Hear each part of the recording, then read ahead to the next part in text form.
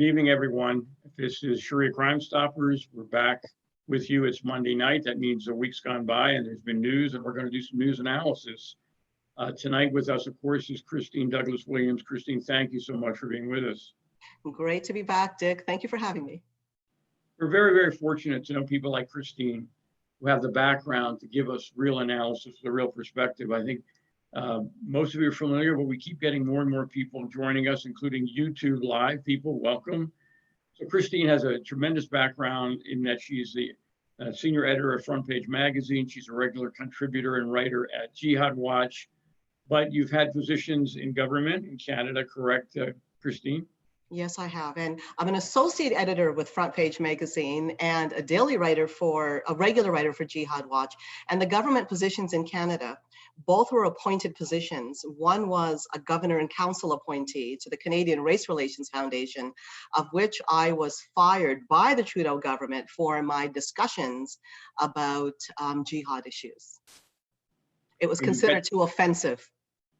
Right, and I think that was an interesting indicator. And that was my second book. Right, what's come since that time. And the other book, what was the other book? The other book is The Challenge of Modernizing Islam, and that was commissioned by the Middle East Forum and published by Encounter Books in New York City. Okay, so, oh, by the way, you happen to have I think you were a TV talk show. Yes, I was live for 14 years in Canada, open line. So you're in the hot seat. I tended to balance it right and left when it came to political issues so that people can really have a bird's eye view when it comes to the issue. So that was a really interesting experience. In fact, that was what really motivated my entire study and interest in focusing more on Islam. And I have to be upfront here. It was certain Muslims in particular. Many of them are well known. Raheel Raza is one. Tariq Fatah is another. And there was Farzana Hassan. There were a couple others, but they were the ones that were saying way back in the early 2000s. And I know people differ when it comes to opinions on modern Islam. I'm perfectly aware of that. But they were saying before the studies were done on mosques and how a large number of them are preaching radicalization and they're foreign funded. I remember Tariq coming on my show once and saying on open line that Friday prayer consists of hatred toward Christians and Jews. And at the time I was thinking, this was early 2000s, is this guy off his rocker or something? Is he actually telling the truth here? And lo and behold, a lot of information has come out since then to prove that it's indeed so and much worse than we thought it was. And when we fast forward now several years later to the news has various stories in Canada and in America about Ramadan and calls to prayer and all the above. So that is something I'm going to be mentioning today too. Very important information there for people to know, particularly coming out of the UK. And I think it's going to be a trend globally when it comes to the West. So we will attempt to address your questions at the very end. Again, for those of you that are new, if you're a Zoom register, you can look at the bottom of your screen. You can push the Q&A button. You can enter a question and we'll come back and answer them.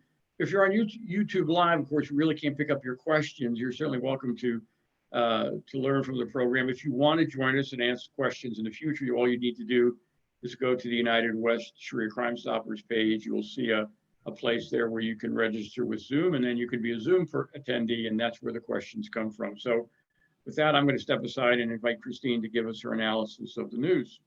Thank you, Dick. Nice talking to you, and welcome everybody. Happy Memorial Day. I have to remember that because I'm sitting here in Canada.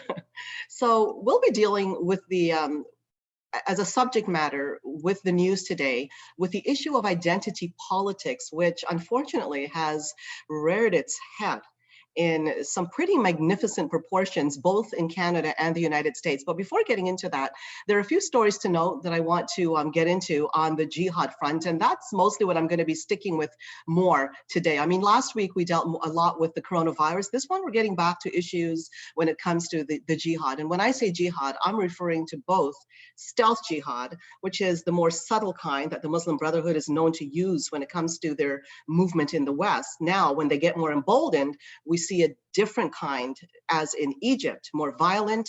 We see it with Hamas, but in the West, they tend to function more what looks peaceably.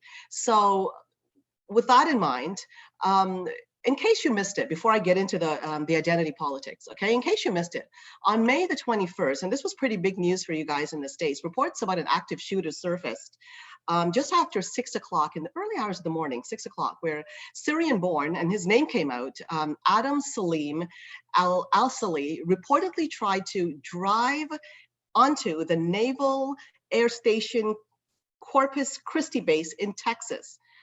When a female security officer, and I really applaud this lady, she approached him and he shot her in the chest with a handgun, but fortunately, this lady was wearing body armor, so she managed to escape with minor injuries, thank goodness for that. Now, this lady with her head straight on, screwed on right if you want to put it that way, she managed to actually get security barriers up at the gate after when the suspect eventually got out of his vehicle with a rifle. Military police shot him dead. And the incident was deemed to be terrorism related, AKA Jihad terror. And this guy's social media posting showed up that he was a supporter, and this is what right now, of course, the investigation continues. He was a supporter of ISIS and Al-Qaeda in the Arabian Peninsula. Now, the Texas attack follows an announcement the previous week by the US Justice Department and the FBI that there was a jihadist attack in the Naval Air Station in Pensacola, Florida, back in December that was connected to Al-Qaeda, and that the shooter was planning this attack for years before coming to the US. This was a Saudi Arabian nationalist, and his name there is Mohammed al-Shamrani, and he killed 3 people and injured 8 people, and he was studying, and this is really sad, he was studying at the Naval Air Station. And the disclosure was only made possible, in case you may not have been following closely, when the federal technicians, they were able to unlock his 2 iPhones months after failed attempts. And that's because, and this is a real issue here, Apple refused to unlock it for US law enforcement agencies because of privacy reasons. And that's a debate unto itself, because we take comfort in knowing how much Apple protects customer interests when it comes to privacy. But what about issues of national concern? And that's a debate unto itself, because let's take for an example, you have a government that is leaning toward communism or is more advanced in the area of Islamic supremacism. Do you really want Apple on a whim when the government asks to unlock people's phones that they do it? No, you don't. So on one hand, it's comforting to know, but on the other hand, there's some cases that are clear cut and dry. A guy opens fire on citizens, and that's the kind of information that's found on his phone. That's cut and dry. And when it comes to issues that are cut and dry and they're of interest to national security, I think there needs to be something in place, and that's a debate on when it comes to unlocking someone's iPhone for the safety of the public. And I'm gonna move on here to discuss something, a troubling development, and this involves the States, so I'll keep on that subject matter. This is coming out of Venezuela, and it's something for the US, particularly political interests, to keep an eye out for, because if you understand how geography is, Venezuela is troubling. It's rather close to America, very close to Trinidad. You could see it from Trinidad with the naked eye, and Trinidad was actually, that tiny island was actually dubbed in fact discovered to be the greatest recruitment for ISIS in the Western Hemisphere. So here's what's going on here. The country is now tightening its alliance with Iran. What they decided to do is that they're bringing over ships loaded with petrol from Iran, because Venezuela right now is really hard up when it comes to oil. That place is an absolute mess due to a communist government that just abuses the people. Okay, so that's the situation there. But the thing is that America was defied. There are certain US sanctions that are in place here when it comes to the corrupt leadership now of Venezuela. And they're not listening. And what they're doing now is that they're allying themselves tighter and tighter with Iran. In fact, it's so bad that the Iranian president decided to, as usual, make his threats to the US and say that if America creates any problems for the oil tankers in the Caribbean waters, and then he adds anywhere else in the world, we will reciprocally create problems for them. This is what he said here. And he goes on to say, we always consider it our legitimate right to defend our territorial integrity and national interests, and hope Americans do not make a mistake. as if integrity could be used in the same sentence with Iran, anything to do with Iran. But anyway, we have an idea of what we're dealing with here. Meanwhile, the Venezuelan defense minister, he ended up saying that armed forces of Venezuela will be escorting the tankers to welcome them. And a big thank you went out from the Venezuelan leader, Nicolas Maduro. He thanked Iran, and he went so far as to state, quote, "The end of Ramadan brings us the arrival of the fortune ship, a sign of the solidarity of the Islamic people of Iran with Venezuela," unquote. That's really bad news. The US has already expressed concerns, by the way, about the presence of Hezbollah in Venezuela and in Trinidad for that matter, while the Venezuelan opposition, and this is some good news, but I'm not sure how far they'll get, but the opposition has launched a campaign to denounce that Venezuela has become the center for financing and money laundering for Hezbollah.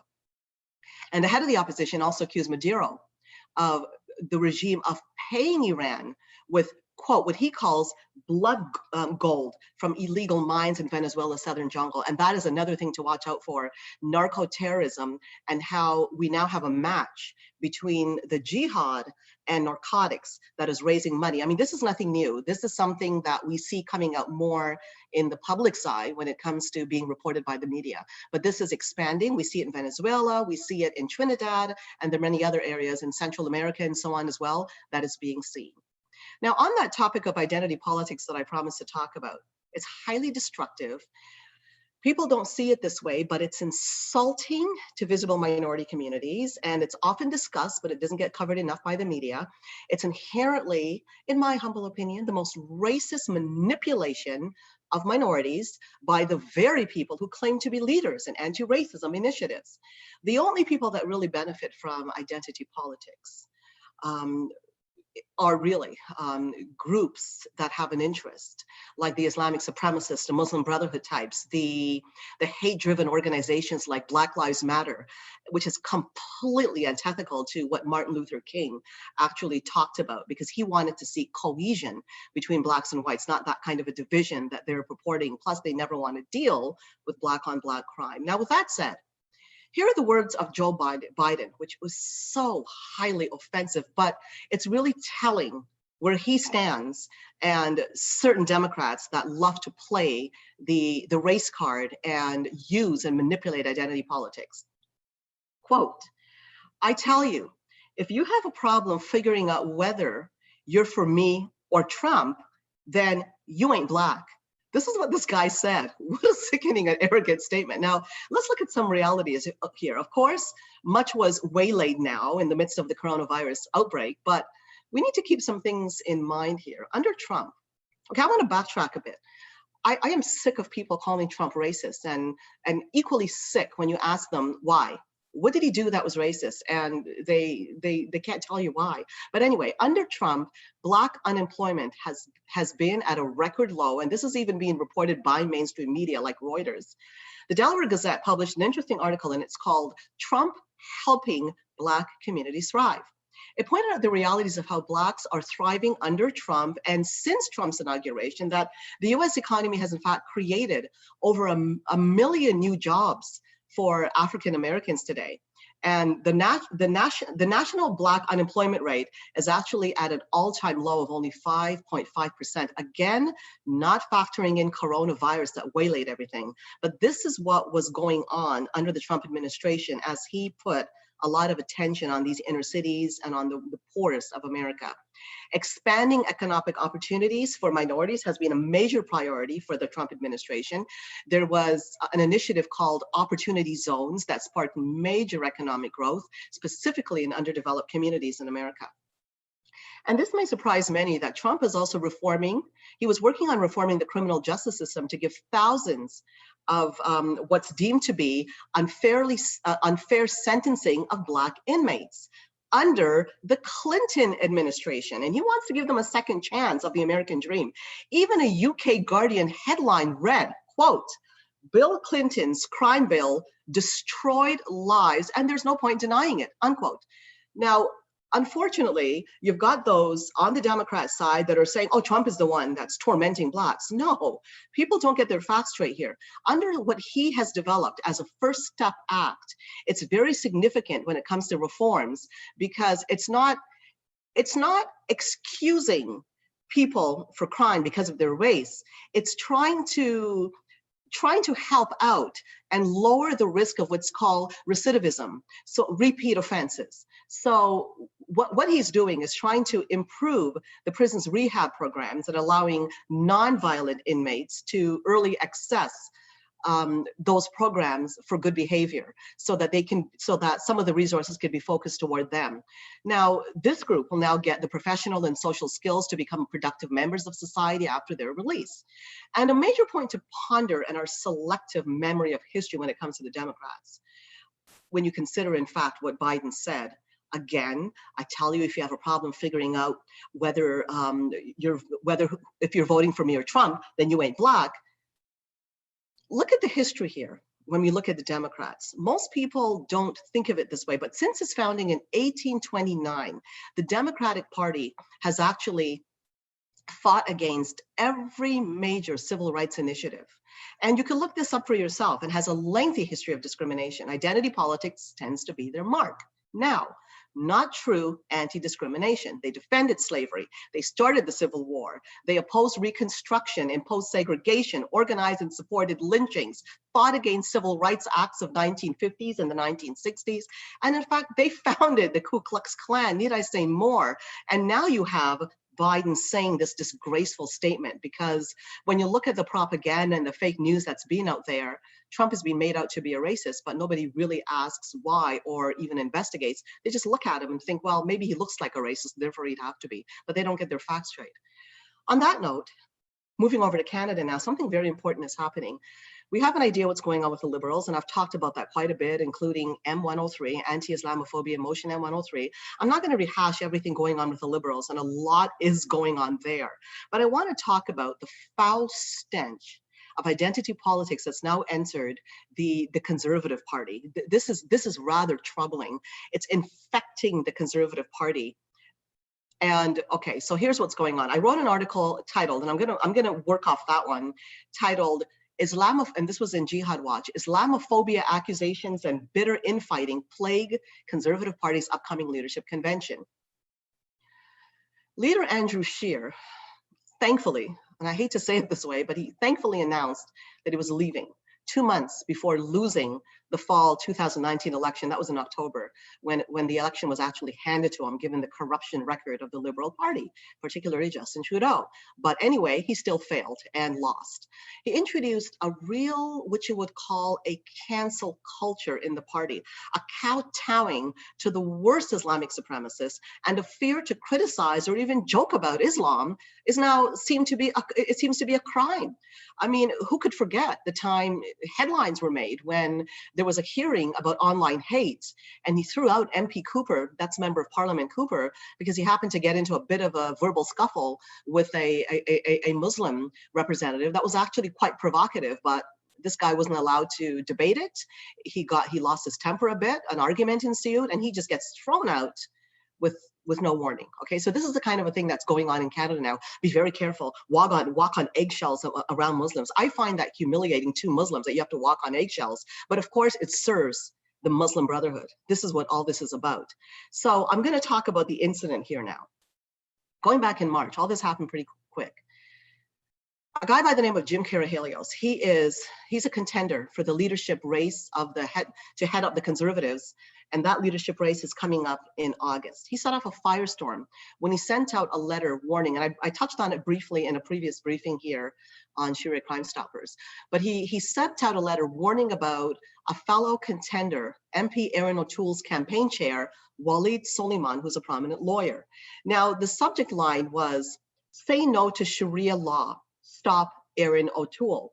The letter was in reference to a 2007 article in the Globe and Mail that I've also discussed before, so I'll go through it really quickly, where Suleiman promoted Islamic finance. He made it look harmless, said it's, you know, there's nothing in Islamic finance that's against democracy, and technically he was well, technically no, but there was some deception there, because if you look at what Frank Gaffney said, and I keep quoting him because he was very, what you would call succinct in his discussion of Sharia finance. He warned that it's green lighting when you support it, a seditious system that supports jihad, and it does. And you need to understand that Sharia is part of an entire umbrella of Islamic law, which is considered divine. So to take one part out and not the other, there's a problem there. Yes, most people know, if not all people know, that there are various grades of Sharia law.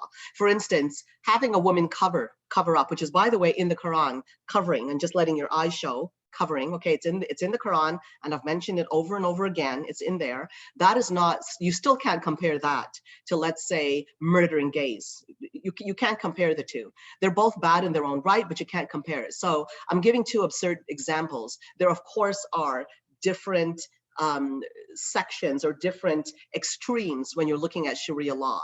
And most people understand that fact, but there are those that masters in the art of deception that will tell you, oh, Sharia just talks about how to treat people, how to treat, you know, jihad of the soul. No, there's plenty in the Quran, in the Hadiths, that talk about murdering the infidel and all kinds of human rights abuses and the place of women and FGM that's in Reliance of the Traveler. Anyway, I'm not going to expand too much on that. So I think you get the picture when we're talking about Sharia.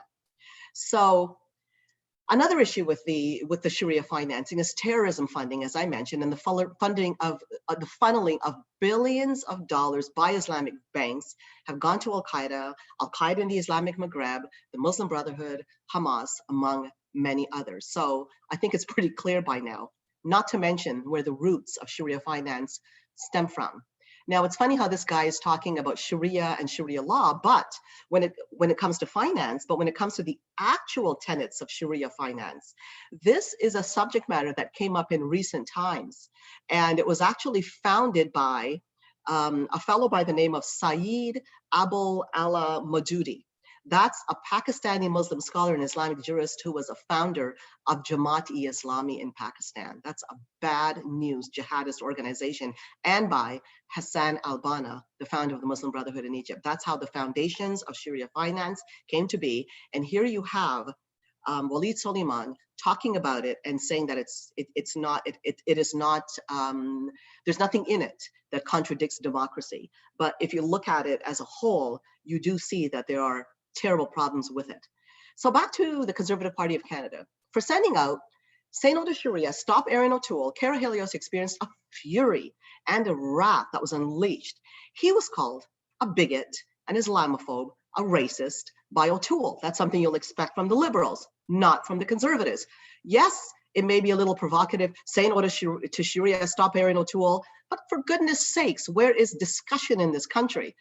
No, so here's what happened. After qualifying to run, which includes the very difficult task for Cara Helios, who just came on the scene, he's not even an MP, to raise $300,000, which he did, and support from at least, I believe, 1,000 members of the party. Cara Helios was ejected by, get this, a subcommittee for engaging in Islamophobia behavior. So what he did is that he took the matter to court, and he was victorious. The Ontario Superior Court Justice, Paul Perel, he overturned the ruling of the subcommittee on the grounds that the decision was made by a subcommittee that didn't have the authority to do so. But a day later, Cara Helios was again disqualified by the Leadership Election Organizing Committee. They took power that shouldn't be theirs to take. It should be the membership of the Conservatives, but he was disqualified again. No conversation, no dialogue, no questions, interestingly, posed to Erin O'Toole, nor to his campaign chair, Walid Suleiman, only accusations of Islamophobia and racism against Cara Helios. A bit about Walid Suleiman's background. In addition to his advocacy for Sharia finance, he was recognized as a 2019 global citizen by the Muslim Association of Canada and the United Nations Association of Canada.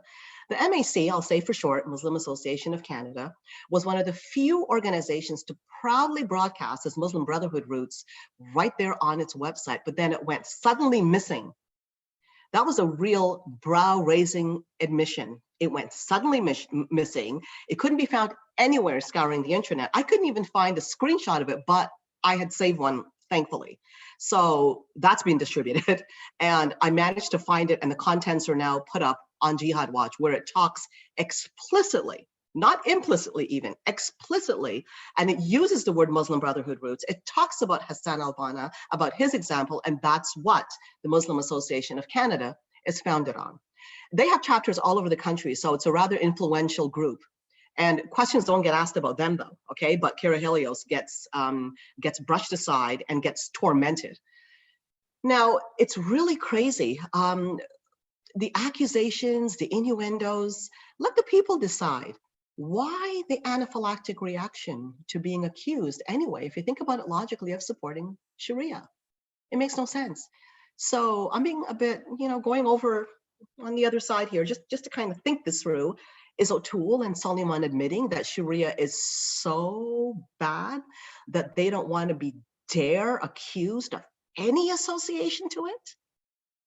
If it's that bad and they don't want association because they think it's Islamophobic and very bad to be associated, then why not come out and tell the public? Why not come out and say, I absolutely don't support anything Sharia? Why not do that? Why hijack discussions and put this man through court, put him through a living hell, and completely violate the tenets of the Constitution, and instead of discussion? This is so un-Canadian. It is so anti-democratic and so against what Canada has traditionally stood for, and it's found its way right in to the Conservative Party. A challenge to O'Toole and to his chair: tell Canadians where you stand with regard to the Sharia, and don't treat Canadians like they hate Muslims because they don't, and don't treat Canadians like they're stupid because they're not. Canadians have a right to know. This Islamophobia battering ram has gone on too far, and all it does is give protection to Muslim Brotherhood type groups that have an agenda. So that's where the official opposition party is in Canada, the Conservative Party. And there's a history with the Conservatives too, being called Islamophobic, because before Harper lost, right before he lost the election, there was a bill that was introduced in Parliament, Zero Tolerance Against Barbaric Practices Act, which was very valid. I mean, what's the problem? Is it not barbaric to encourage child brides? Is it not barbaric to conduct FGM on women? Or is it not barbaric to bring in some of these norms that you see, inferiority of women, which is against our Constitution? So for bringing in this bill, which was really to protect Muslim women coming into the country, they were deemed Islamophobic. Justin Trudeau has consistently said that we had an Islamophobia problem in Canada, so we needed Islamophobia M103, this anti-Islamophobia motion to come into Canada. And people say it's not a law. Well, it's a motion, and it's guiding policy, and $23 million at least of taxpayer funding has gone into it. And the country is divided because of this, because of the motion, because of the follow-up of the motion, which, by the way, is the government is being advised when it comes to online hate and monitoring citizens for compliance, which is in that document. They're being guided by Islamic Relief and by NCCM, which was formerly CARE-CAN. So all is not lost in the Conservative Party. Another contender, Derek Sloan, came out in support of Kara Helios, and that's a contender. Okay, he came out and said, look, Kara Helios has taken a run at me. I mean, this is what happens in politics. You guys, in the States have it when it comes to vying for who's going to be the leader of any party. People go at each other. So Kara Helios has taken shots at Sloan, but Derek Sloan was big enough to come out and say, look, this is not democratic. This is not what we stand for as a party. And why is it that we're giving the LEOC that kind of power within the party. It's undemocratic. So that's a synopsis of what's going on in Canada, which is really a sad thing. We see the identity politics in the States. We see it in Canada. We're seeing it over in Britain. We see it in all Western countries, by the way. Okay, so this is something we need to have nothing to do with, particularly with conservatives who have been the ones to stand by our constitutions for an awfully long time. Now it's taking a sad turn. Now, to move on here, May 22nd was this loathsome Al-Quds Day in solidarity with the Palestinian cause. Now, this is me personally. I separate people from a certain cause because I'm in full recognition that not everybody believes in one particular cause, okay? For instance, we talk about Islamization, we talk about Islam, people say Islamism, and yes, you get the arguments that there's only one Islam. Well, we understand that there's Islamic law and that's it, and it's very rigid, but there are Muslims who don't follow it. And yes, they're regarded as apostates, but I'm just talking about the Palestinian cause here. We know what that cause is. From the river to the sea, Palestine will be free. That means the obliteration of Israel from the Jordan River to the Mediterranean Sea, which should be known by everybody, and I'm not sure it is. So Iran celebrated it in solidarity with fellow Palestinians by instructing convoys of vehicles to drive out into the streets and shout loudly, because we're still in a coronavirus lockdown. So to go out there as a convoy of vehicles, death to Israel, death to America. In addition to that, and there's a graphic that we want to show you here, if we can have that ready, that the Ayatollah released a poster calling for, quote, if we could have that up on the screen, the final solution for Israel. Okay, that's what went up. And a lot of people don't realize this, but in Gaza, often when these big flare-ups happen in Gaza,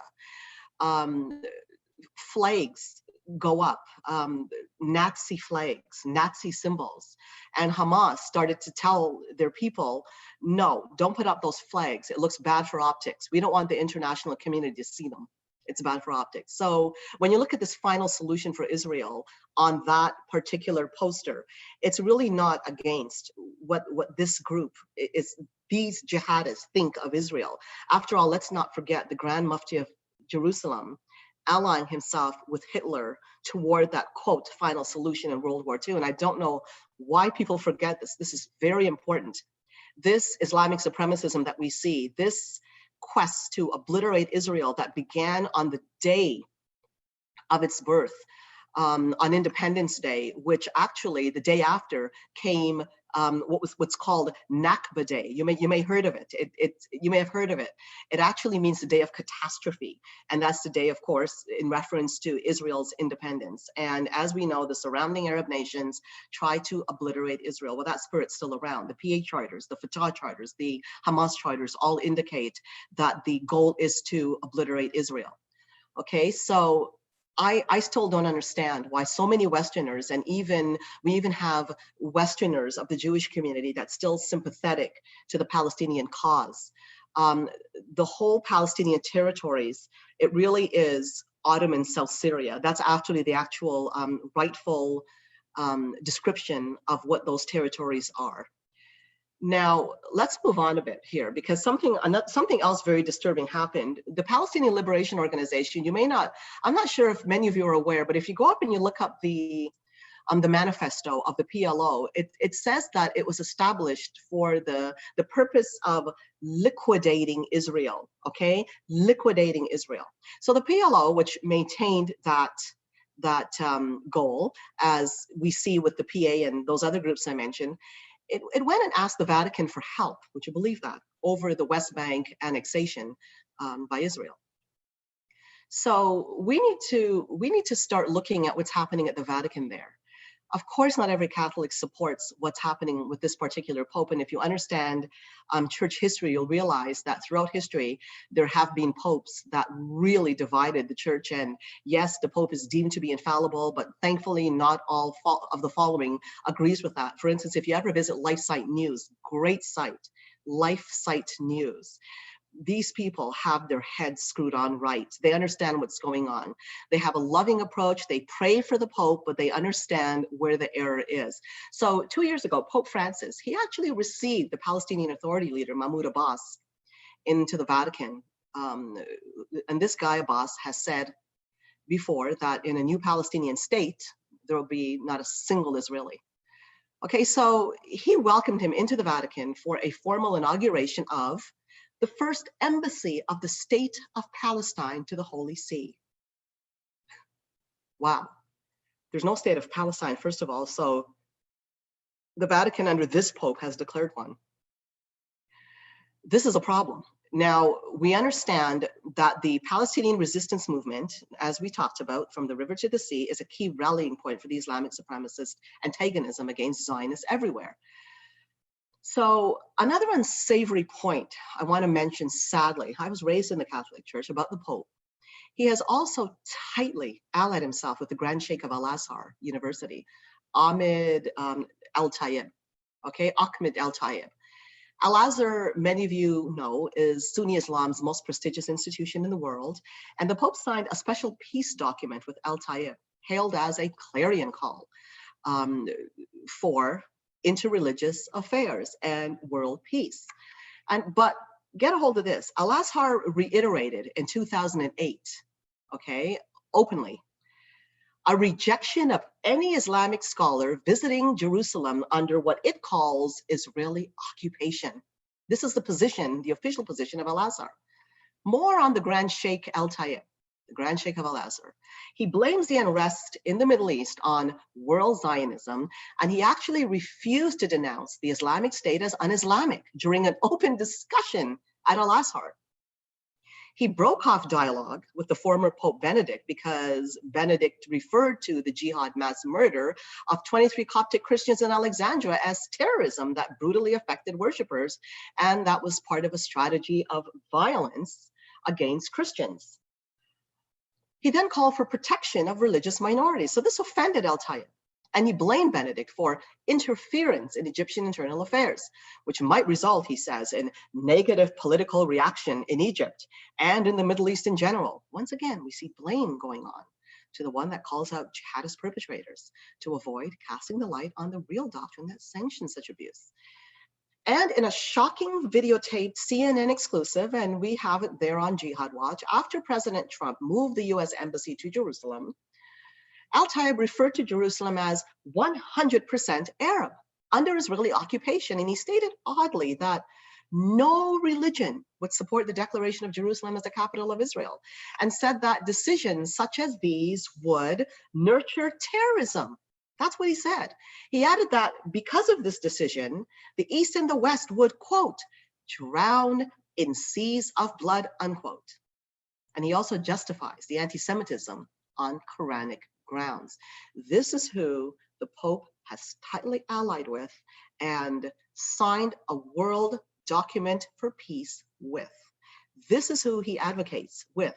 And he is in the process of even changing the curriculum in Catholic schools to reflect global peace and more of a Catholic unity with Islam. Okay, so moving on now, two stories, significant ones now coming out of the UK. Swarms of migrants, if you hadn't been paying attention to this, from the Middle East and Africa have been flooding in through the English Channel. I've been covering that a lot for Jihad Watch, and they're not being sent back.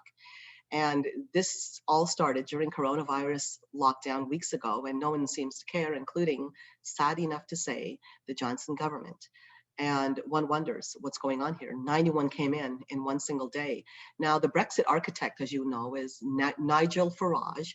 He decided to take matters in his own hands after declaring that this is just completely out of control and that it's now become a crisis with all the thousands now that have managed to flood into Britain.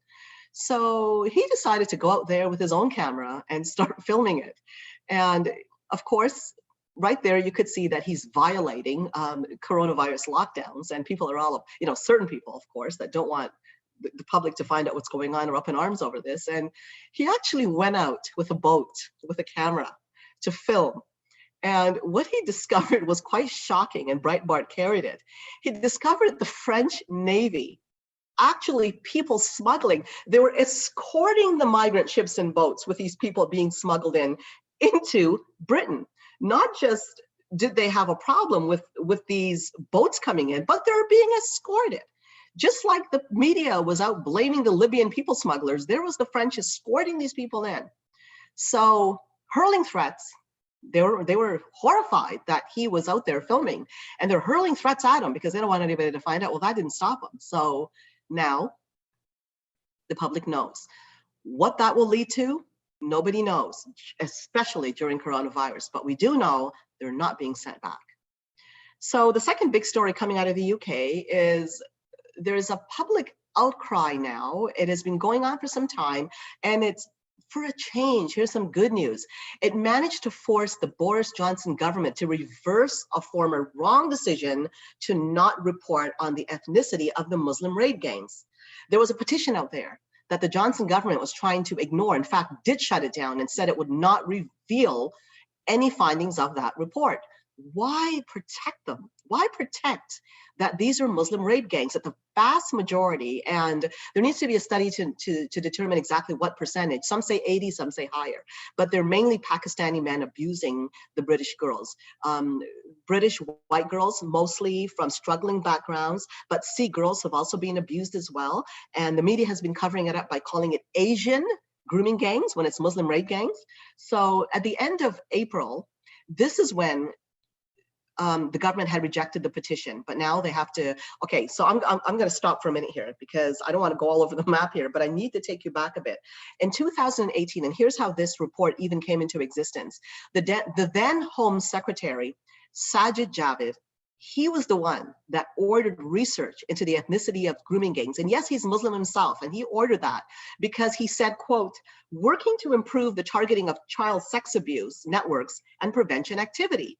That is what he wanted to work toward. And it's very important when it comes to policy, where you direct your resources. Do you really want people that are coming into a country, wanton, and abusing the girls with the kind of, my goodness, it's outrageous, the incidence of abusive cover-up that's happening.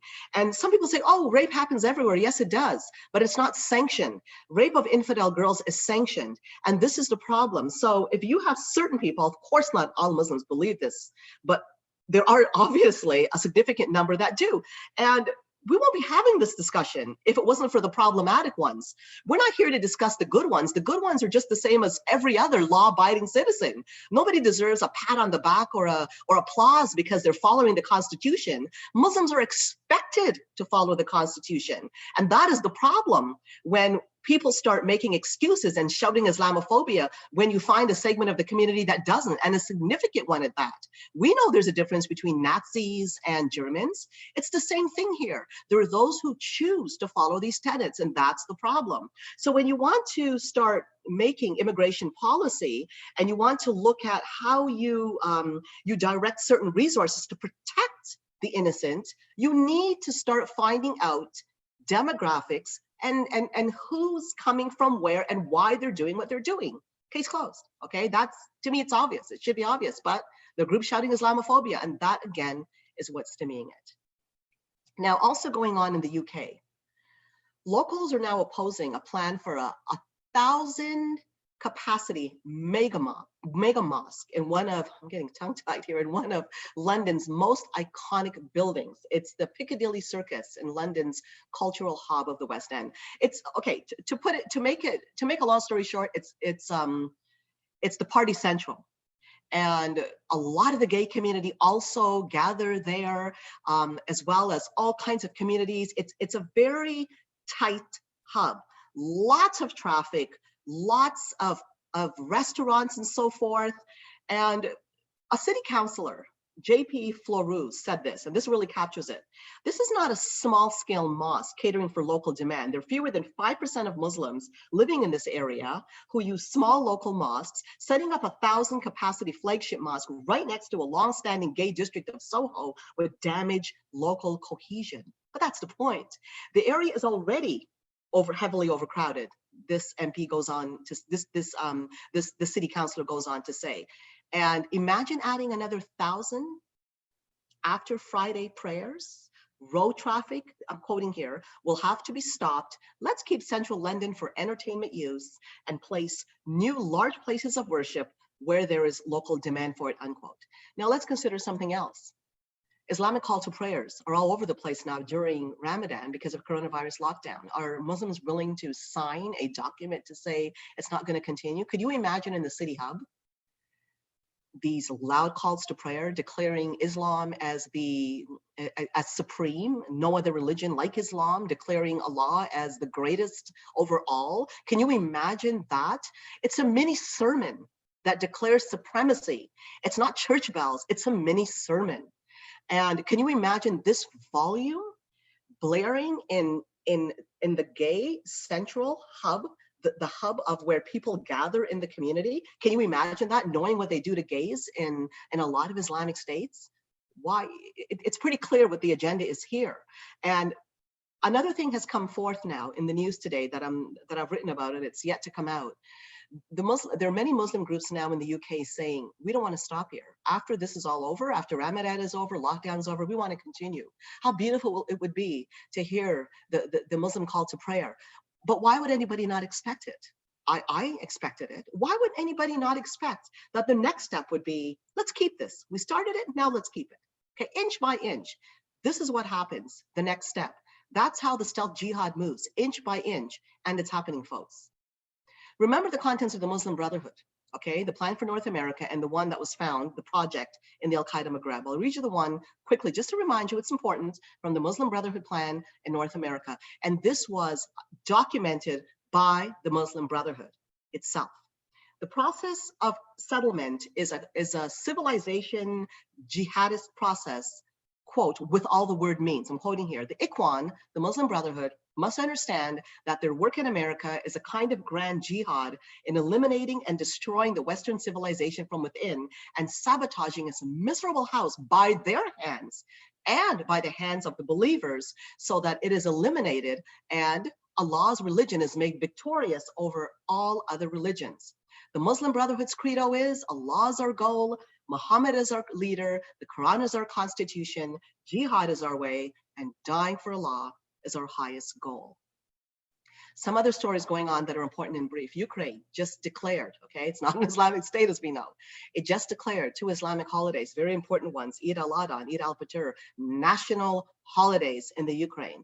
One wonders why. So I did a little bit of digging and I came up with my own analysis of possibly why. When you look at what's going on in the Ukraine is now tightly allying more and more with Islam. And if you look at it, there's a reason why relations between Russia and Ukraine have been sour. Russia's really close ever since, and this is very important, Russia's invasion of Crimea in 2014. And that is what the central problem is. And we also have to consider that relations between nearby Turkey and Russia are also tense. So it behooves Ukraine to form some kind of an alliance there with Turkey to try to protect itself and get a buddy against Russia.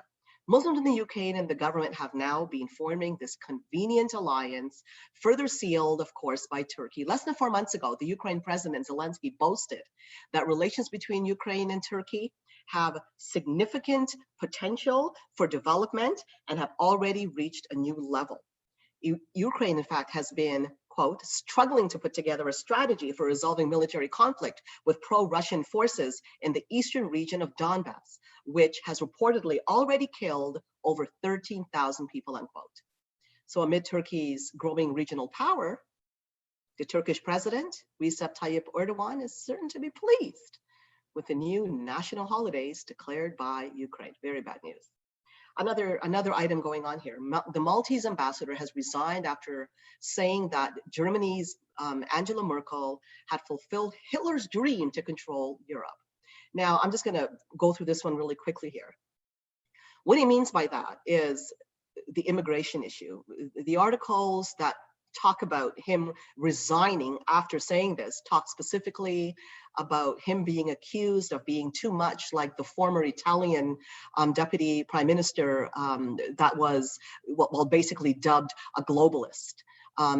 Matteo Salvini, and condemned for it. So there's this guy being heckled now as a populist, likening Merkel to fulfilling Hitler's dream to control Europe. But the problem is, you have to ask the question, does the man have any validity in what he's saying? Obviously, he said it out of frustration, because if you know about the history of what's been going on with the migrant influx into Europe and the sheer bullying that took place, particularly against Hungary and Poland. And I really admire the former Polish leader, let me remember her name here, Beata Szydło. She was taken to EU court. The EU was trying to force these countries to take in migrant quotas, because their entire objective was to flood Europe with migrants. So this is what the guy means here. And yes, he may have used an insensitive term, but he's trying to say that there's a pattern here. There is a dangerous political pattern taking place, and for that, he gets criticized, he quits, rather than stand up and say, look, enough of this nonsense. I may have used terms I shouldn't have used, but I stand by what I stand by, and I'm doing it as a leader because I care about the interests of the EU. He just quits. Many people have done that, sadly. They stand up and they quit because they can't stand the unleashing that happens. And of course, Islamic supremacists see it, far left, borderline communists see it, and they lay it on all the more when it comes to offense. And that basically brings us to the close of my news analysis for today. And I'm going to ask either Mary or Dick to come back in. And there's Dick. There we go. Well, thank you. That's a whirlwind tour, and we do have questions, and we have a lot of interest. We had one comment thanking you so much for the perspective that you bring and how you cover the waterfront, and somehow you pull it all together. So let's go start with some questions. You mentioned Texas and the attack in Texas. And I believe you also mentioned that the Saudi individual, of course, that attacked and killed people on Pensacola. So we have this connection. And I just wanted to make a mention here that our friend Dave Gabbatz has done a complete study of the Pensacola mosques. Yes. And I want to compliment Jihad Watch for publishing Dave Gabbatz's work. As people might know, he's a former military intelligence officer who has done private third-party analysis and on-site monitoring of mosques 375 times. He does a detailed analysis. He documents it. He provides an affidavit. Unfortunately, the public and the media doesn't pick up on it. We don't make enough progress. I just want to mention there is a connection there where Dave Gabbatz's work and your proud showing of his work on Jihad Watch. Thank you for that. You also mentioned Venezuela and Hezbollah and the connection between narco-terrorism, narco work, that is drug smuggling, making money, yeah, and that money finding itself into the funds of people that are terrorists. And I wanted to make mention, our founder, David Boris, actually had in his course material now has connected narco-terrorism, the work of these narco gangs, narcotics gangs, and jihad, the story you were telling about South America, Venezuela, Trinidad, and money coming into the United States through the drug cartels, associating that money with terrorism. David actually has a class that deals with that. We remind people that Sharia Crime Stoppers was started by David Boris and Mary Werbicki and me. And David's material is still available to train any organization on law enforcement. This is the missing piece. This is what was purged by the Obama administration. And David Boris's new material actually touches on narco-terrorism. So I just wanted to make that mention. Let me make another mention. David actually has a note here for us, Christine, related to the story about England and the UK. So let me just put this out there for you to comment. David Boris, again, retired military law enforcement and civilian law enforcement leader, says the rape gangs in England, the Muslim migrants targeted mostly vulnerable young girls from broken families and those facing domestic abuse. These girls were considered throwaway, in quotes, by the government for the sake of multiculturalism. No one came to their defense. This is nothing less than a war crime committed by Muslims now in the Dar el-Harb, meaning the land of war, where non-Muslim women are spoils of war. So David Boris is making that comment, Christine. I think that's basically amplifies what you were talking about. It is intentional. Obviously, there's a sexual component to this, but it is an intentional attack, a violent attack against women that is sanctioned by Sharia. That's right. Yes. And some say up to 1 million have been abused. And this MP of the Labour Party, Naz, a Muslim MP, Naz Shah, retweeted, and I keep on repeating this in Jihad Watch Stories, because I cannot believe that this woman has gone from strength to strength within that party when she retweeted that victims of Muslim rape gangs should, quote, shut up for the good of diversity. Now, another Labour MP, this is interesting, she advocates for those girls, and she is now going to be part of the investigation that the British government is doing into the backgrounds, the ethnic backgrounds or religious and ethnic backgrounds of the perpetrators. So you do have that division there that is clearly a part of the Labour Party, but we do know as a whole what that Labour Party stands for, and how could they keep in Naz Shah saying that atrociousness when we have cancel culture where anybody who says anything gets thrown out with no reason, and she has every reason to be thrown out and completely discarded from politics with the cruel statement she retweeted, and she's sailing away like nothing happened. This is the standard we have lowered ourselves to in the West. Christine, one of the things I keep thinking is that when Boris Johnson got elected, we all thought he was a similar type to President Trump and everything he's done for the United States. Is Boris Johnson not doing what he should be doing in terms of the illegals that are walking into the UK, in terms of the grooming gangs, and not standing up for the girls that are being raped? What are we to think in terms of Boris Johnson and what he's supposed to be doing? If you go to Jihad Watch and you look up Boris Johnson, you'll find some earlier reports that I wrote about some contradictions with Boris Johnson. But no, he has not been, and it makes me cringe to say it, but he has not been stopping the swarm of Muslim migrants coming in through the English Channel. And this is what flared up Nigel Farage, that said, this is enough. This is a crisis. And Britain has been, as you know, it has been so extreme when it comes to lockdown. And Katie Hopkins did a report where she talked about how bad it is, where people are on their balcony praising the UK medical services. I mean, nothing is wrong with giving people praises where it's due, but to force people to come out on their balcony as if you're hailing some god in the sky, this is what's going on. It's been extreme. Why is this happening under Boris Johnson? And why is he allowing in all of these migrants to flow in and now there's a partnership now between the UK and France, ushering these boats in? It is a crisis. And why did he shut down that petition and try to protect the identity when the former guy who was Muslim, this Javad guy, when he was the one that was saying, we need to release who these people are. Johnson was shutting down the petition calling for that report. He was shutting down the revealing of the investigations. So there's something going on there with Johnson that's really, it's creepy, given what the hope that, as you mentioned, that we had. And what I'm saying here, it could be verified. You can go look it up. Go look up that petition. Go look up these Muslim rape gangs and their identity. Look up these things. What's happening?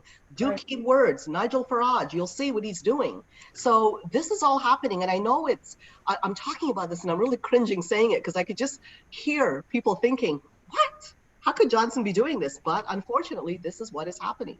We need to keep our eyes open. Not everybody that appears to be a certain way is. Well, I think it's important, Mary and Christine, to also look at the phenomena. This has been going on for 15 years. Yeah. Pakistani men have been doing this for 15 years. And it's interesting, from your article, Christine, and I do enjoy reading them. I would invite everybody to go to Jihad Watch and look at Christine and other articles. You make the point that there were actually 125,000 people that signed a petition to get this report released. I think that's a message for all of us. You know, we can blame the politicians on all these issues, but frankly, it's all going to come down to individual people. Why didn't this happen 14 years ago, 15 years ago?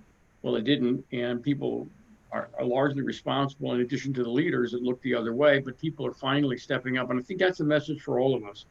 You know, if we're finally realizing, I think Philip Haney used to talk about, Mary, you probably know the quote better than I do, about turning at the gate. Philip would talk about people who, you know, would engage because their backs were against the wall. And I think people now need to really take up that issue on a personal basis. We'll talk a little bit more about that. But it is interesting to me, 125,000 people signed the petition to release the ethnic background of these notorious rape gangs. And we need to remember that their petition was shut down. It's only because of an upheaval, because the petition was shut down, why the government said, okay, folks, I'm going to allow this. The voices were heard. Troubling. Yeah. So your voice counts out there. It counts. People need to not give up. There are a lot of people thinking, what's my voice worth? It's worth a lot because it adds up, and it's worth a lot. Good point. Another comment that's come in is, you know, when you give the conversation about the cowardice in the conservative movement in Canada, we don't have to be from Canada to understand that. So when you tell that story in the detail that you tell it, we can connect that dot to the fact that there are hundreds and hundreds of candidates in America running for office right now. There are lots and lots of Muslim candidates. We talked about that on our program. People are not confronting them. We provided through Steve Kirby information about how you can deal with Muslim political leaders, Muslim candidates, but there are plenty of Republican rhinos running for office who will not touch this subject as well. So when you give us the detail in Canada, we can all translate that to the problem. Again, most of us are not paying attention to primaries, to races, etc. But we have hundreds of cowardice politicians in America, as well as Canada, who will not touch this subject. The cumulative effect of that is the movement of Sharia, the movement of the mindset, the ideology into our fabric at the school board level, at the city council level, at the member of parliament level. Anyway, so I just wanted to thank you for the detail. It makes sense to all of us in America as well.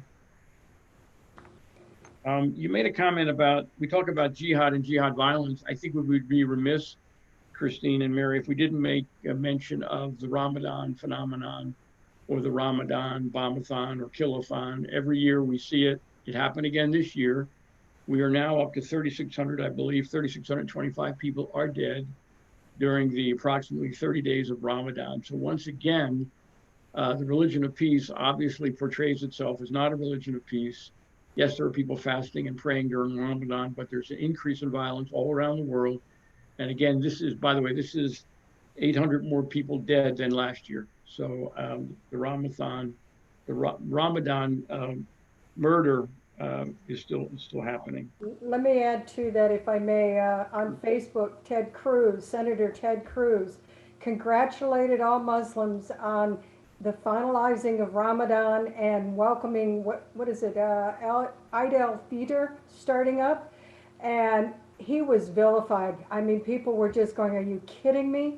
Are you serious? Are you going to wish everybody, you know, Christian holidays as well? He just, it's unbelievable. With him, we all kind of consider him a little bit more knowledgeable on the subject, since he's the one that's got the bill for declaring the Muslim Brotherhood. Well, get a hold of this. We had our former premier, Kathleen Wynne, who's gay, by the way. We know how Islam sees gays. Yeah. Where they had her on Twitter. She gave a verbal welcoming for Ramadan and Eid al-Fitr, and she actually had a head covering on. Oh. She actually had a head covering on, and I was quite surprised because all of the opinions that fell beneath it, because this was her Twitter. So I expected to see some support. They weren't in support. They were saying, how could you do this, especially as a gay woman? What are you thinking? And covering up your head, like, what are you thinking? Even some Muslims weighed in and said, this is insulting to us. Do you put on a turban to where Sikhs well wishes for their holidays? Why are you doing it with Muslims? I mean, she was just torn to shreds. But this is the kind of pandering we're seeing for Muslims, which I find insulting to Muslims. And unfortunately, the Muslim Brotherhood is using this. Oh, yeah. And they're the ones instigating it, while the far left, and now we're seeing it in our quarters, is just following right along. Yeah. We need some people with backbone. A couple questions have come in. Find them, let me know, will you? Because I don't see any. I'm sorry, Mary? Back strengthening exercises. Yeah, sorry, dear. Okay. The question about Tommy Robinson, since we talked about London, England, do we have any news about Tommy Robinson? What is up with him? Is he out? Is he in trouble? Do we know? I haven't seen anything recently. From what I've noted, things have kind of gone silent there. But that man needs to be vindicated. He needs that government perhaps to come out and apologize to this lad. He has worked so hard on behalf of those girls. He did nothing wrong when he was just simply reporting, and he did it very carefully with his iPhone outside the court. He did nothing wrong. He didn't hassle anybody. He was simply reporting. And the way that man was treated and put in Muslim quarters, what they did to this man is downright scary. So he has gone quiet, and as far as I see, things have gone pretty quiet, unless there's more going on than I realize, but I haven't seen his name come up recently. And I'm glad you mentioned him, because now it encourages me to dig to find out what's going on with that. But now that this government is forced, at least they're working toward the incident of the Muslim raid gangs, even though they were pressurized in doing so, it's a start, and hopefully it could lead to something more, and eventually some kind of an apology and maybe compensation for that man, because that man's rights were violated every which way. I cannot see how that could go on and go unnoticed and basically unrepented, so to speak. Christine, we have a knowledgeable attendee who's making a comment that we talked about Ramadan and the increase of mass murder. And the question really is raised by a very well-informed, actually, pastor that we know.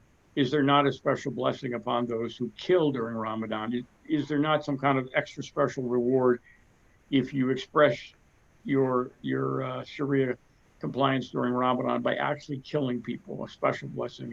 Is that something you're familiar with? Yes, and Robert Spencer has also done a video on this, so I'd advise you to look at it. If you just type in his name and Ramadan, there is a special reward, and this comes from the Hadiths that specifically talks about the special reward that goes toward martyrdom anyway. There's a special reward for killing infidels. So when you look at what the highest calling is to be a martyr in Islam, and Ramadan is the holiest month. This is how it gets the reputation of being the month, when you put it together, that it's the most important month in Islam, and the highest calling in Islam is the bloody jihad. Then there is definitely a special blessing for martyrdom. And because Ramadan is a special month, that's how the special blessing comes about. And I do encourage you to look at that video, because it is an important one. And this is what, by the way, Jihad Watch dedicates itself to, the doctrine. Yes, we know that abuse happens in every religion, in every country, but when you look at the sanctioning of abuse in Islam and the persecution of other minorities, this is not sanctioned in any other religion, nor do we have stealth individuals of other religion going into countries, causing division, causing problems, asking for special status, and literally tearing up the place wherever they go, and causing trouble wherever they go. And too many Muslims, there are some that are speaking up, but too many are quiet about this. And this is a problem that we have, and we need to pay attention to what the doctrine espouses, because that is what Obama administration tried to shut down and shut people up completely by removing anything to do with Islam when it came to jihad, terrorism, and the problem of homeland security, which is very critical when it comes to the whole doctrine, to understand what the doctrine is, from Ramadan down to the Sharia and the smallest issues, what it means, how it's translated, and so forth. Christine, we've got just a couple more questions. I appreciate the fact you mentioned that you were raised Catholic. So was I. So was I. All right. Now, when you talk about the Pope, this is really, really important. I think you made it. I was not aware that the Pope accepted an embassy for the, if I understand it right, the Palestinian state, that is in essence recognizing it as being a state about a year and a half ago. I mean, that is significant. And you can see the direct support for the Palestinians, knowing that the Palestinians are never going to, don't want a two-state solution. They want to annihilate the country of Israel and all of the Jews there. So I think it's significant that bears restating. The Pope received a delegation apparently from the PLO asking for help specifically related to Israel adopting the Samaria and Judea as part of their country without any special accommodations or wording. Again, this is something that the president supported. So the point I'm making here is just to realize, first of all, how political the Catholic Church under this Pope has become. We have a lot of wonderful, devout Catholics, great Americans, great people in law enforcement, but we need to acknowledge that this Pope has chosen to become political. He is in direct opposition to our president on many of these issues. You can go right down the list. So we have a avowed Marxist politician, unfortunately, that leads all of these people, and all of these people in America vote in elections. So we need to be really careful and loving in our conversations with our Catholic brethren to see if they can separate their allegiance to their church and to Jesus Christ, to separate that from the political movement that the Pope is in favor of, which would basically be incredibly an anti-Trump, therefore, in my opinion, an anti-American position. So hopefully shedding light on what you said is really important. Just to give a little encouragement, because I don't know how many of you are Christian that are watching, but I know that Tom Trento is really into this, and he is into theology, and he is a real great Christian leader and so forth. So I feel okay to say this here. One thing that Christianity espouses, and this is actually in scripture, it talks about the remnant in the days of tribulation, the remnant, and that refers to the remnant in every church. So you look at the Catholic Church, you look at the Protestant Church, which there's always been a division there. There is that remnant in every church where you find people that do not go along with the political establishment. Right now, there's a movement in churches, and it's political, and it mirrors what's going on in the political ranks, where globalization is now the evil right now. Globalists have a vision, and we see it also happening with the churches. It just so happens that the Catholic Church is a very big one, and it has had historically a deeply political role through the Middle Ages and before, in fact, throughout history. And we see it more and more allying itself. And in fact, every denomination, organized traditional denomination, we see this coming together under the umbrella of globalism that we need to be very aware of. But we also need to be aware that there is the remnant. There are people within those that do not feel that way, like the United Church of Canada. I did some outreach for a Jewish group, and one of the messages I was getting from United Church of Canada leaders in different churches, we didn't want this. We didn't decide this anti-Israel thing. There's a small group in our church. We didn't have any say. And that really spoke to me, that there are those out there in every church that do not espouse the politics of that church. Okay, well, thank you so much for that. Christine, let me just pass on a compliment. We have again, our friend, the pastor, mentions the fact that he sees, unfortunately, we're surrounded by cowards, and he's very, very grateful for people like you, Christine. So I wanted to pass that on to you. Thank you very much, Christine. I think that says a lot, and a lot of our attendees have the same feelings. Mary, do you have another question or comment before we go into some news? Yeah, one last one. You mentioned what Biden did in terms of the Black community and how he just expects if you're Black, you would vote Democrat. An assumption that he figures that has to happen, or you're not Black. It's like, it was so atrocious. But what I wanted to relate it to was that this afternoon I got a chance to watch the Clarence Thomas documentary that's out there called, oh shoot, what's it called? I just went blank on it. I know the one you mean though, but I don't know the name of it. I think we all do, Mary. We know it. We don't You know know what the you name. mean. I'm sorry, but I watched it. It was so good, and it was such a tragedy of what they did to him, and based on who he is and his character is the only thing that got him through. But who headed up the Senate committee against him? Joe Biden. Wow. Joe Biden headed the Senate committee and was asking him some of the most atrocious questions on top of it all. And he was commenting, it was in his own words, so it wasn't a documentary somebody else was speaking about, but it was his words and what he went through and the whole Anita Hill and the attacks that they went after him.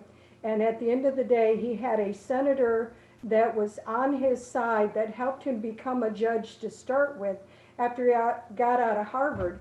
And it was interesting. His senator friend said, "What is it you'd like to tell them?" He said, "I feel like it's a lynching. It's a public lynching." Mm-hmm. And he said, "You need to say that then." And he did. Yes. And it was such an incredible, moving. He said he was so worn out at the end of it in the way they went after him because he was black, that he said when the vote finally came through, he was sitting in a bathtub and his wife Jenny came in and said, "You're nominated, you're a Supreme Court justice." And he said to her, "Whoop-de-doo-dah, whoop-de-damn-doo-dah." He said, "It's no big deal. After all of this and what they put me through," he said he only continued on and would not step down because he did not want to leave the process. Whether he became nominated or not, he was not going to lose just because he walked away from it. The content of his character was so amazing. I encourage everybody to go out and watch it and see what Biden did to him. Biden and the whole Democrat Party did to this man. Glad you brought that up, Mary. It's very important for people to understand what is really the racism that's behind identity politics. Yes. And there is an ignoring of visible minorities, an intentional ignoring. So what happens is you have these communist types like Black Lives Matter and Islamists, well, Islamic supremacists and jihadists, and these are the groups that have an agenda that ally with the worst racists of Western nations, and anybody else who has a voice, they have to shut up. Yep. And this is the lack of respect of individuals. Trump, of course, is not on their side, so they immediately call him a racist, even though he has done the most anybody has ever done in terms of the unemployment numbers have completely decreased under Trump, the programs that he's developed, but the man gets called a racist every day. They do a hatchet job on that man, consistently attack him relentlessly, and they sustain the attacks. That's why people that stand up for what's righteous, we need to keep standing up and keep and don't be intimidated by them. That's because we are the ones, it's the public voting bloc that has given rise to these reprehensible types. And people don't realize the price they're paying, and not only them, what they're leaving for their children and their grandchildren afterward. That's right. I think it's called created equal. I believe that's what it's called. Yes, and we're forgetting that. Yeah. So that's all I've got, but thank you. I just had to bring that in. Thank you. Thank you. Okay, we're going to thank everybody for their questions. We do have to move on, I'm afraid, just to wrap up. And Christine, if you would stay with us. Let's see, did I do that wrong? Hang on 1 second. I'm gonna try to share again. One more time, sorry. Just stay with us. We got a few announcements and other things that we'd like to mention briefly. So we talk about making liberty great again, which is a theme that we've gotten from the group Sharam Hadian and Brandon House. As you remember, they're working on a notion of sanctuary states for liberty. We introduced that before. Sharam will be with us on the 8th with our news analyst, Leo Holman. Sharam and Brandon have started an organization called sanctuarystatesforliberty.com. We invite you to do your homework and learn more about it at that website. It's a very interesting concept. It puts individual responsibility for you and me to think about how much degradation of our liberty will we really accept. Will we band together with other people to create a county where we can be constitutionally free? Would we actually move to a place, if we can't do that, would we actually move to a county within a state where we can be constitutionally free again? Very significant, thought-provoking website. We invite you to look at that. Think about another notion here, and that is in terms of making liberty great again. There is an opportunity for each of us as individuals. We live in America, in the state, but we really live in counties. And I saw an interview with Chris Ann Hall recently, which really made the point about our own individual responsibility. We need to look at our own life, our own families, our own counties, and see what it is that we can do to make liberty great again. And again, we pointed out that there is a website called restartnow.io, where where states are modeled at the county level. There are 22 states that have been modeled. If you want to open up your county, you can go to this website and learn about how you can take your county and restart your local economy by your individual action, by understanding the statistics about that county, how hard or not hard the COVID virus has hit it, what has happened to jobs, what has happened to suicides, et cetera. So as an individual person, will you take the challenge to look up your county, Allegheny County in the state of Maryland, whatever, and deal with the economic impact and actually help restart your community? Another point of this was, what are you going to do yourself to renew your own freedom? We are all living severely in a degraded state related to our constitutional freedoms, including assembly, the ability to speak freely, the ability to go out of our buildings, the ability to associate with other people. Again, the encouragement here is to look and see if you have a constitutional sheriff, that's a green light. You should seriously consider peaceful non-compliance. That's my own opinion. It's a question mark. You have to decide. The point here is, at what point when we open up, at what point are we going to grasp what was been taken away from us, our constitutional freedoms to free association, to go to church, to get a haircut without a mask, etc. So it's on an individual basis. The group listening tonight are the kind of people that can really push this envelope. There are not, comment was made, I'll just repeat it, by Chris Ann Hall, 40 million people live in California. There's not enough policemen in California to deal with people who peacefully decide to not comply with the over-the-top unconstitutional rulings of the governor of California. So this is the notion of peaceful non-compliance. It's a question mark. Think about it for yourself. We're going to continue to bring you people that can talk about the news just like we did tonight. Our next guest is a wonderful person in terms of his background and experience. Dr. Mark Christian will be with us on Thursday night, right, Mary? Yep. Okay, and what a great gift we have here. An ex-Muslim, he was an imam, he is a Christian, he lives in America. He has perspectives that are very, very special, and he'll be with us at 7 o'clock this Thursday night. We turn the clock and rotate again. Claire Lopez, another tremendous gift for news analysis, a great American. Claire Lopez will be with us next Monday. Then Leo comes back on the 8th. Christine joins us again on the 15th, and we're going to continue to do this Monday night engagement on news analysis. We really, really appreciate the blessings of these three people. We want to make a comment about Memorial Day. You've all heard and thought a lot about remembering things of people that died for our freedom. They're not with us, but we do have people who are trying to take our freedom away. And the question really is for us as individuals, are we individually brave enough to stand up? We have dictators in our time, just like they did in World War II and the other wars. There are dictators amongst us. Are we brave enough to stand up for them? We're not talking about looking for the president to do everything. Chris Ann Hall made the point that governors do have powers that the president cannot deal with. But she also made the point that governors are responsible to their people, and county sheriffs aren't responsible to anybody but the people. So we have an individual responsibility to not wait for the president, but to push the envelope and take back our freedom. We have dictators amongst us. Do you know who that is? That would be the governor of California.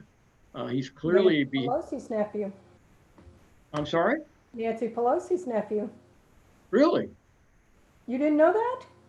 I did not. This is Gavin Newsom. I barely knew his name. This is Gavin Newsom, apparently related to Nancy Pelosi. Yeah. All right, who's this, Mary? Oh, that's your buddy in Michigan. And what does her hat say? Can you see it? Gretchen Whitmer. It says, "Make Planned Parenthood great again." That is another dictator in our midst. By the way, what's significant about these two people? They're in the news all the time. Why? Because they were not candidates for president, but they're in the news because they are governors. And you're going to see the whole summer the pushing and shoving to open, to not open. These governors are going to be in the news. This is, my opinion, is the face of the Democratic Party. This is another one. This is Mr. Inslee, the governor of Washington. He is absolutely a dictator. All three of these people are doing executive orders that are non-constitutional, taking away freedoms of the people. These are the enemies within. These are the people that are going to be the face of the Republican Party. I don't know where Joe Biden will be in the fall, but these are the kind of people that are going to be prominent. They're going to be out doing things specifically to stick it to Donald Trump. So this is really what you're going to see over the summer. Oh, here's another enemy within. This would be another dictatorial person that has a lot of money. This, of course, is Bill Gates. He's funding everybody and everything that's Marxist. He's friends with the Islamic folks. And, oh, well, there he is. He's right in the middle. So let's remember the enemies within. We've got Prime Minister Trudeau from Canada. Christine, that's your guy. I think they all went to the same tailor. Same tailor. Bill is with them. Oh, look, there's Barack.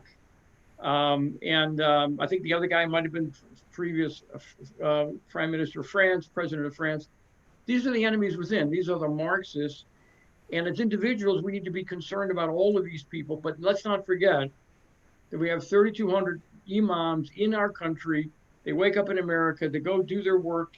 They are effectively dictators in their own community. And the things they are dictating are not social distancing or wear a mask. They are promoting and educating people on the crimes that we've talked about tonight that Sharia sanctions. So we have a desperation position right now. We all need to be very, very aware of the jeopardy that we're faced with. There is a way forward.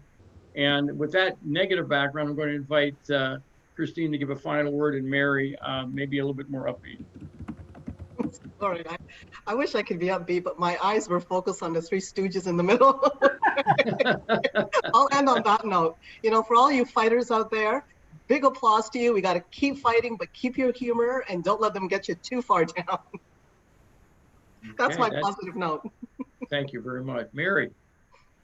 Just, I hope everybody had a solemn but good family day with Memorial Weekend, and please return because we've got some great people coming back to give you some more news briefings coming next Thursday and next Monday and continuing on. By the way, one last comment from me. Somebody asked a question, Mary, about where they can find these webinars of ours, and I think the best way to tell them is to go to YouTube, Sharia Crime Stoppers. Is that right, Mary? Yeah, I will explain a little bit. We do have two playlists with these. We are putting these out live to every Monday and Thursday, and they are live on Sharia Crime Stoppers YouTube. Yes, they're in a playlist, and if you go to the playlist, you will see the entire list of news briefings. Our Tuesday nights are in podcasts. They're two separate playlists, but we've also got them on the UnitedWest.org Sharia Crime Stoppers page as well. So you can find them on either section. The other comment would be, if you happen to be at the Sharia Crime Stoppers page, that means you're at the United West. Yes. United West is a magnificent website. Our friend Mary is the keeper of the website. There are things posted there that are very, very important. If you want to go to one place, for example, we would highly advise you to take a look at the front page, the Sharia Crime Stoppers page, other pages. Highly recommend that you go to Jihad watch and read what Christine has to say during the week. We're very fortunate to have wonderful partners, and we appreciate Jihad Watch and the FrontPage Mag, as well as the United West. So with that, we'll thank you again. We'll be back on Thursday night with Dr. Mark Christian. Please come back and join us then. Good night, everybody. Good night, everybody. Thank you. Good night.